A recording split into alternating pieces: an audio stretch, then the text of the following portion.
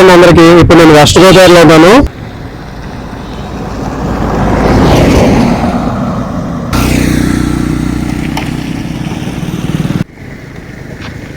ఇక్కడ ఆంధ్ర గోవా అని చెప్పి ఒక బీచ్ ఉంది, చాలా బాగుంటుంది.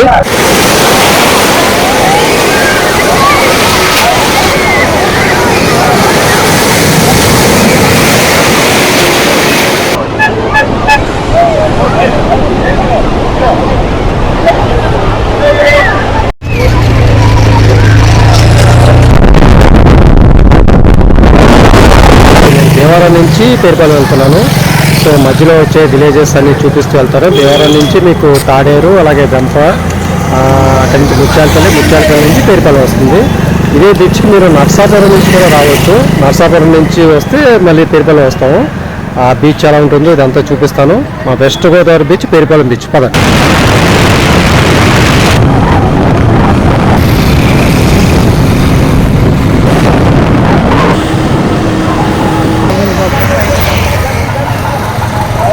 పేరుపాలెం బీచ్ కి దారిలో బండి ముత్యాలమ్మ తల్లి దేవాలయం ఉంటుంది. ఈ అమ్మవారిని దర్శించుకుని ఆ పేరుపాలెం బీచ్కి వెళ్ళండి. అలాగే కొంచెం ముందుకెళ్తే ఆంజనేయ విగ్రహం వస్తుంది, అది కూడా మీకు చూపిస్తాను. అది కూడా చాలా బాగుంటుంది. ఇప్పుడు ముత్యాలపల్లి దగ్గర ఉన్న 60 అడుగుల ఆంజనేయ విగ్రహం. ఇది దారిలో వాళ్ళు ప్రతి ఒక్కరికి ఆగి దండం పెట్టుకుని వెళ్తారు. బాగా సెంటిమెంట్ ఇది. ఇక్కడి నుంచి ముందుకెళ్తే మనం మొగల్తూరు వెళ్తాం. ఇలా వెళ్ళిపోతే ఇది మచిలీపట్నం హైవే. ఇది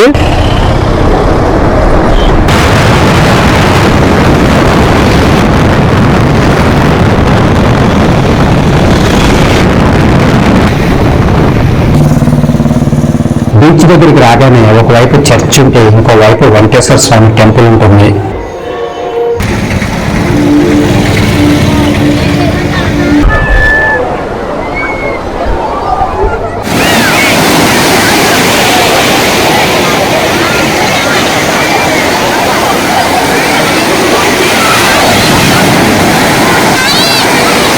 ఇదే పేరుపాలెం బీచ్.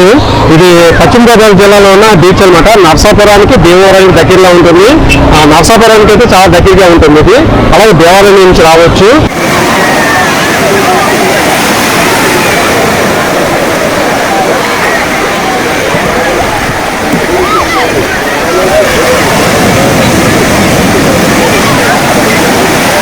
ఈ సముద్రం ఏంటంటే ఇది బంగాళాఖాతం అంటారు దీన్ని.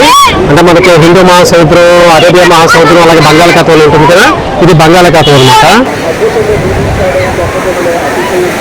ఈ పేరుపాలెం బీచ్ ని ఆంధ్ర గోవా అంటారు. ఎందుకంటే ఈ చుట్టుపక్కల ఊర్లన్నిటికీ ఇదే గోవా బీచ్ అనమాట. ఇక్కడ మీకు స్టే చేయడం కూడా కొన్ని రిసార్ట్స్ ఉంటాయి. నేను ఎన్నిటిలో అవి కూడా మీకు చూపిస్తాను. అది ఎవరైనా వచ్చి స్టే కూడా చేయవచ్చు.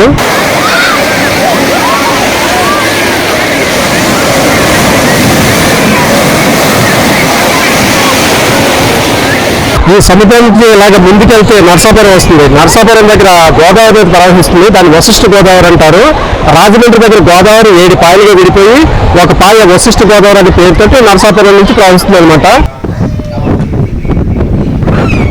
ఆంధ్రప్రదేశ్ దగ్గర ఈ గోదావరి, వశిష్ఠ గోదావరి పాయ వచ్చి ఈ బంగాళాఖాతం కలుస్తుంది.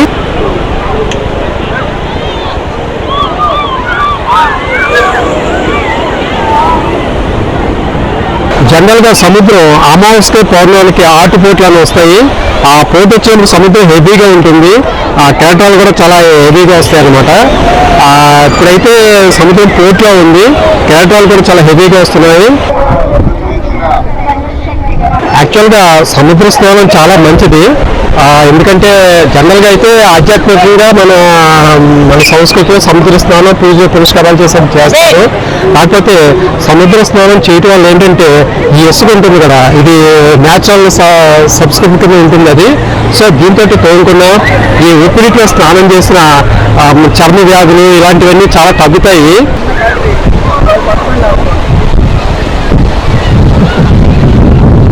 కానీ ఎక్కడికైనా సరే సముద్ర స్నానానికి వచ్చినప్పుడు, ఏదైనా బీచ్కి వచ్చినప్పుడు మన జాగ్రత్తగా మనం ఉండాలి. సముద్రం ఎప్పుడైనా సరే సముద్రాన్ని చూసినప్పుడు మనసు ఉప్పొంగుతుంది. దాంతో మనం ఇంకా ముందుకెళ్ళాలని లోపలికి వెళ్ళిపోతూ ఉంటారు. దీనివల్ల యాక్సిడెంట్లు జరుగుతాయి. యాక్సిడెంట్స్ అంటే సముద్రం అలలు వచ్చినప్పుడు మునిగిపోవటాలు చనిపోవటాలు కూడా జరుగుతూ ఉంటాయి. సో మన సెక్యూరిటీ మనం చూసుకోవాలి. స్నానం అంతవరకు వెళ్ళాలో అంతవరకు వెళ్ళి స్నానం చేయాలి. అది మట్టుకు ఎవరు చేశారో ఏ బీచ్కి వెళ్ళినా సరే అది మట్టుకు గుర్తుపెట్టుకోండి.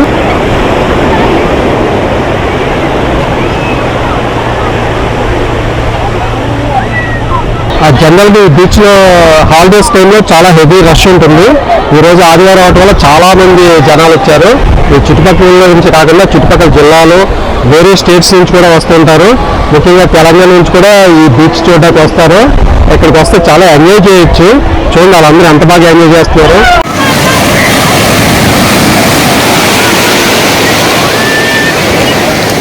చూడండి చిన్నపిల్లలు ఎంత ఎంజాయ్ చేస్తున్నారో. వాళ్ళందరూ ఇక్కడ బాల్స్ తెచ్చుకుని సముద్రంలో ఆడుకుంటూ ఉంటారు. సో ఆడుకుంటే కూడా కాస్త జాగ్రత్త, ఎవరో మరీ ముందుకు వెళ్ళొద్దు.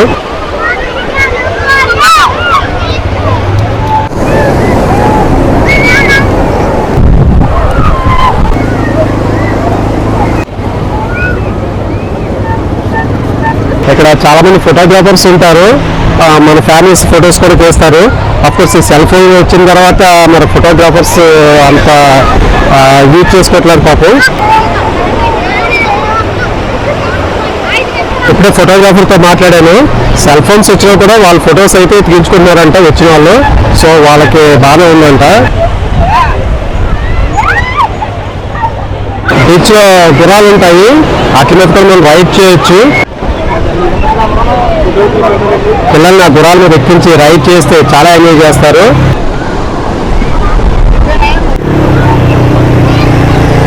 ఆ వెనకాల కనిపిస్తున్న పాంతర్ రేస్ బైక్స్ ఉన్నాయి. వాటి మీద కూడా మనం కూర్చొని రైడ్ చేయొచ్చు. ఒక హాఫ్ అన్ అవర్ అయితే మనకి ఇచ్చేస్తారంట. హాఫ్ అన్ అవర్ అయితే 2000 అంట. మామూలుగా ఒకరు కూర్చొని రైడ్ చేస్తే ఒక రౌండ్ అయితే 100 రూపాయలు అంట. ఇద్దరు కూర్చొని 200 అంట. ఆ రేస్ బైక్ కూడా డిఫరెంట్ కలర్స్ లో ఉన్నాయి. రెడ్ ఒకటి, లైట్ గ్రీన్ ఒకటి, అలాగే బ్లాక్ ఒకటి కనిపించింది నాకు. మనకు నచ్చిన బైక్ ని తీసుకోవచ్చు. ఎక్కడైతే మీకు ఫుడ్ అవైలబిలిటీ ఉంటుందండి. స్నాక్స్ లాంటి చాలా దొరుకుతాయి. ఐస్ క్రీమ్, స్నాక్స్, జొన్న పొత్తులు ఇలాంటివి దొరుకుతాయి. చాలా మంది ఏంటంటే ఇంటి దగ్గర నుంచి పులిహోరలు, బిర్యానీలు అవన్నీ వెళ్ళించుకుని తెచ్చుకుని ఇక్కడ స్నానాలు చేసిన తర్వాత అలసిపోయిన తర్వాత సరదాగా మళ్ళీ రిలాక్స్డ్గా కూర్చుని తిని మళ్ళీ స్నానం చేస్తారు. చాలా మంది అలా తెచ్చుకుంటూ ఉంటారు. మా స్కూల్ డేస్, కాలేజ్ డేస్ లో కూడా మేము అలాగే బిర్యానీలో వండించుకుని తెచ్చుకుని ఇక్కడ వచ్చి ఎంజాయ్ చేస్తూ తినేవాళ్ళం. అదో సూపర్ ఎక్స్పీరియన్స్.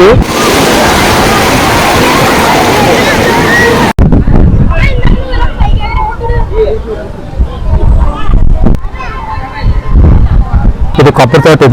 ఈ కొబ్బరి తోటలో కూర్చొని సేద తీరితే చాలా బాగుంటుంది. అక్కడ సముద్రంలో స్నానం చేసి ఇక్కడ కూర్చొని ఏదైనా ఫుడ్ తింటూ ఎంజాయ్ చేస్తే ఆ హ్యాపీనెస్ వేరుగా ఉంటుంది. చాలా బాగుంటుంది. ఈ ఎక్స్పీరియన్స్ మట్టుకు ఎవరు మిస్ చేయవద్దు. మా వెస్ట్ గోదావరి వస్తే మటుకు కంపల్సరీ రండి. వేదికల బీచ్.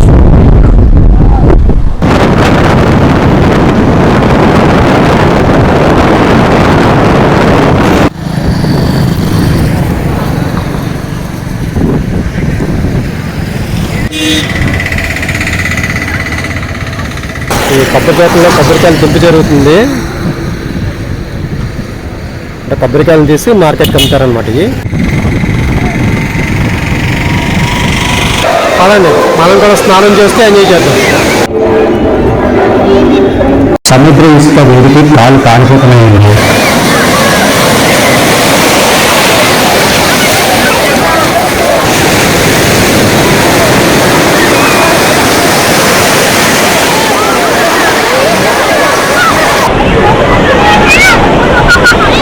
సముద్రాల వచ్చి మన కాళ్ళని తాకి వెనక్కి వెళ్ళేటప్పుడు శాండ్ కూడా లాక్కెళ్ళిపోతుంది.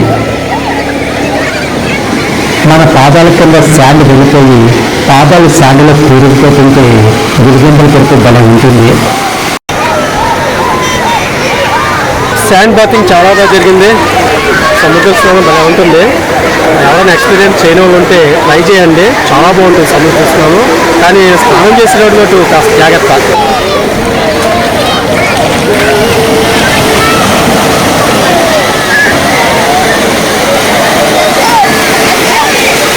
కోస్టల్ ఏరియా వెళ్ళినటువంటి కంపల్సరీ సముద్రాన్ని విజిట్ చేయండి. ఆ సముద్రానికి ఒక నమస్కారం చెప్పి స్నానం చేసి హ్యాపీగా రండి.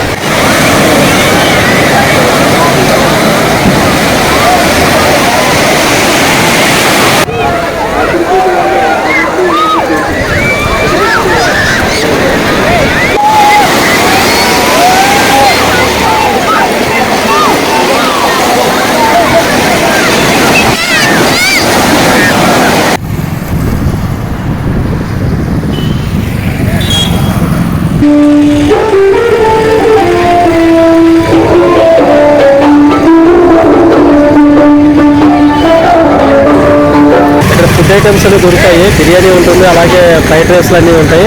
నాన్ వెజ్ ఐటమ్స్కి అయితే ప్రాబ్లం ఉండదు, ఫుల్గా దొరుకుతాయి. అలాగే వెజిటేరియన్ కూడా వెజిటబుల్ రైస్ లాంటివి కూడా దొరుకుతాయి. కూల్ డ్రింక్స్, ఫ్రూట్స్ లాంటివి కూడా బాగా దొరుకుతాయి ఇక్కడ.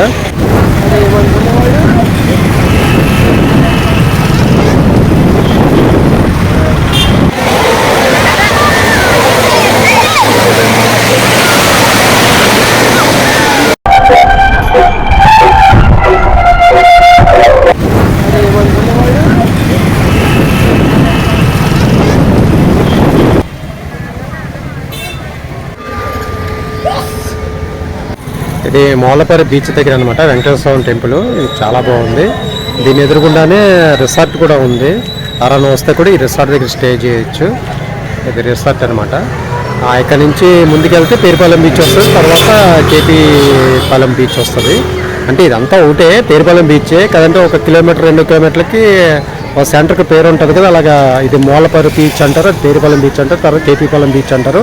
అలా ముందుకు వెళ్ళిపోతే మైనవాళ్ళంక, నర్సాపురం అలా వెళ్ళిపోతుంది అనమాట. దశావతారాలతో కూడిన మహామత్స్యావతార నారాయణ స్వామి టెంపుల్. గుళ్ళో సీలింగ్కి మన రాసులు వేశారు, ఏ రాశి ఏ నక్షత్రానికి వస్తుందో కూడా చాలా క్లియర్గా రాశారు.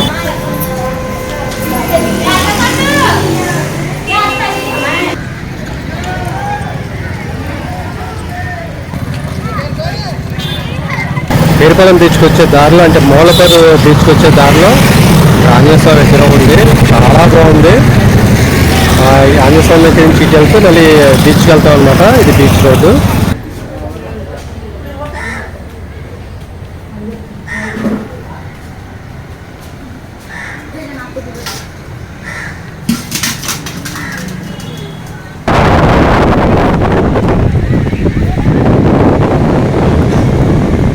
ఇది సరుగుడు తోటలు అనమాట.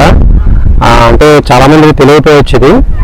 జనరల్గా బిల్డింగ్ స్లాబ్ వేసినప్పుడు మనం కర్రలు సపోర్ట్ పెడతారు. ఇప్పుడంటే ఐరన్ కలర్స్ వచ్చేసాయి, కానీ అప్పట్లో స్లాబ్కి ఏదైనా కట్టాలన్నా కూడా ఇట్లనే కర్రల కింద వాడేవారు.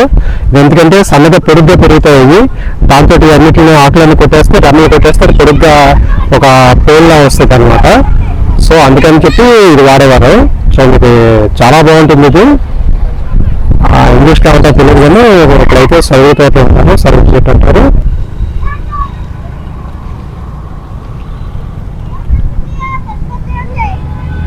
అంటే ఇది ఇంకా చిన్న మొక్కలే, ఇంకా పెరిగితే అవి ఇంచుమించు కాస్త లావ్ అయితే అప్పుడు కొడతారనమాట. అప్పటివరకు చిన్న మొక్కలే ఉంటాయి ఇవి. దీని తర్వాత ఇది పెరిగితే అట్లా పోల్టీని వాడతారు యాక్చువల్గా ఎక్కువ. మన జాతరలు జరిగినప్పుడు ఇప్పుడంటే పిల్లర్స్ వచ్చేసాయి, కానీ ఐరన్ రాడ్స్ వచ్చేసాయి. ఇంత ముందంతా దీంతో కట్టేవారు. ఏదన్నా టెంపరీ ఏదైనా కట్టాలన్నా కూడా ఇట్లనే యూజ్ చేసేవారు. ఓ టైంలో అయితే చాలా వాల్యుబుల్ పంట ఇది. మరి ఇప్పుడు ఎంతవరకు వస్తుందో తెలియదు. నాకు తెలిసి చాలా చోట్ల కూడా తగ్గిపోయినట్టుగా ఉంది ఇది.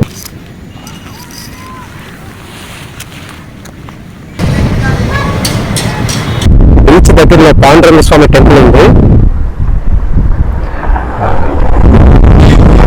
అనమాట.